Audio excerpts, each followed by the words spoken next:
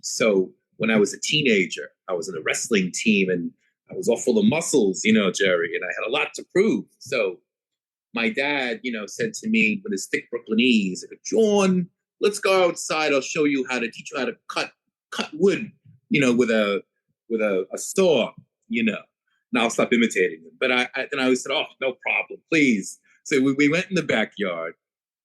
He takes a piece of wood, puts it on the trunk of a tree, and says, here's the saw, cut it. And of course, I'm like, I have to impress him. I have to show how tough I am. I have to show the world how tough I am. So I put the saw in the wood and I go to cut it, and the teeth just get caught in the wood. And no matter how hard I push, in fact, the harder I push, the more the teeth are stuck in the wood. It's not going anywhere. And I say, my God, lumberjacks have to be the most muscular people on the planet. So my dad says, John, move aside. I move aside. He takes the saw out of the wood.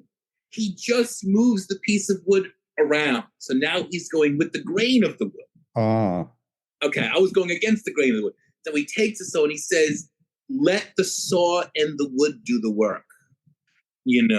Use the whole teeth of the saw. Just move it back and forward. Let the saw do the work. He cuts it in half in 2.5 seconds, So I was utterly humiliated.